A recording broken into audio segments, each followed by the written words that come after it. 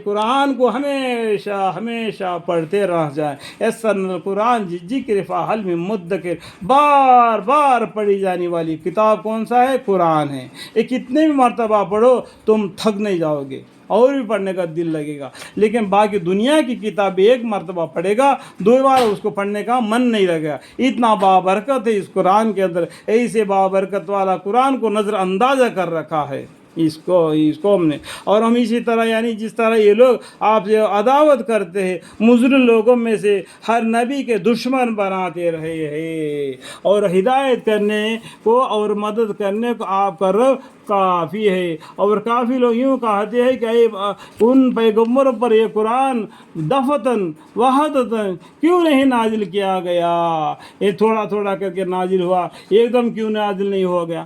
تو یہ تمہاری مرضی ہے کیا؟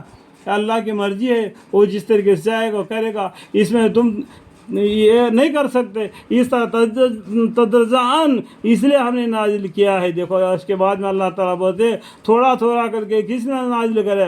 اس طرح تدرجان اس لیے ہم نے نازل کیا ہے کہ تاکہ ہم اس کے ذریعہ سے آپ کے دل کو قوی رکھے. اور اسی لیے ہم نے اس کو بہت ٹہرا کر اتارا ہے. یعنی قرآن بھی اترتے وقت ٹہر کر اترا ہے، اور تم قرآن کو بھی ٹہر کر پڑھو. اور یہ لوگ ایسے ہی عجیب سوال آپ کے سامنے پیش کرے، مگر ہم اس کا ٹھکانہ جواب اور وضاحت میں بھی بڑا ہوا آپ کو عنایت کر دیتے ہیں. یہ وہ لوگ ہیں جو اپنے منہن کے بل جہنم کی طرف لے جائے جائیں گے، اور یہ لوگ جگہ میں بھی بدتر ہے اور طریقہ میں بھی بہت ہی گمراہ ہے. اور یہ تحقیق ہم نے موسیٰ علیہ السلام کو کتاب یعنی توریات دی تھی، اور ہم نے ان کے ساتھ ان کے بھائی ہارون علیہ السلام کو ان کے معین بنایا تھا، مددگار بنایا تھا، ساتھی بنایا تھا. پھر ہم نے دونوں کو حکم دیا کہ دونوں آدمی ان لوگوں کے پاس جاؤ جنہوں نے ہماری توحید یعنی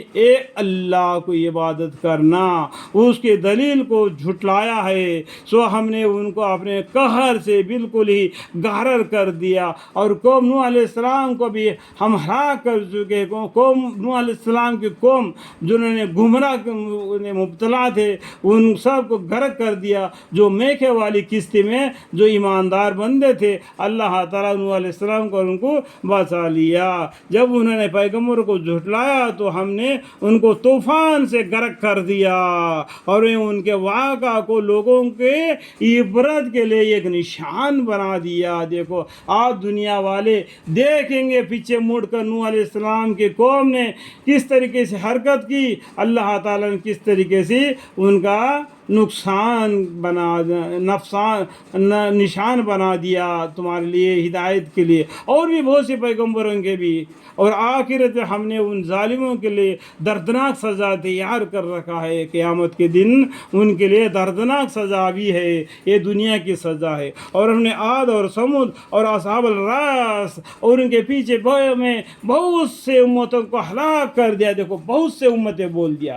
قرآن میں کیا ہے؟ صرف 25 امتوں کے 25 پیغمبروں کے بارے میں بتایا. یہاں پر دیکھو بولتے ہیں اللہ تعالیٰ اور ان کے بیچ میں بہت سے امتوں کو ہلاک کر دیا، جس کے بارے میں قرآن میں ہم کو بتلایا اللہ تعالیٰ. ہم نے ہر ایک کے واسطے عجیب یعنی مؤثر مضامین بیان کیے، اور جب نہ مانا تو ہم نے سب کو بالکل برباد ہی کر دیا. جیسا کہ سورہ زمین پر بالکل سورا پڑ گیا، ہوا نے ادھر کا ادھر کر دیا. اس طریقے سے ان کو بالکل تتر بتل کر دیا. اور ایک کفار مکہ اس بستی پر ہو کر گزرے ہیں جس پر پوری طرح پتھر برسائے گئے. یعنی مراد قوم لوط علیہ السلام کی قوم تھی. نیچے کا زمین اوپر کا زمین نیچے کر دیا، یعنی سب کو نیچے زمین کا دھنسا دیا اور اوپر سے کنکر کا بارش برسا دیا. یہ سب عبرت کے لیے پیچھے آنے والے لوگوں کے لیے اللہ تعالیٰ نے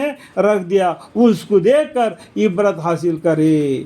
سو یہ لوگ اس کو دیکھتے نہیں رہتے، بلکہ یہ لوگ مر کر جی اٹھنے کا احتمال ہی نہیں رکھتے. یہ لوگ ہم مرنے کے بعد جئیں گے نہیں، اس طریقے سے الٹے باتیں کرتے ہیں. کیوں نہیں جئے گا؟ بلا وہ الخلاق العلیم انما امرہ اذا اراد شیئا ان یقول له کن فیکن فسبحان الذی بیدہ ملکوت کل شیء والیہ ترجعون. الحمدللہ رب العالمین. یاسین والقرآن الحکیم.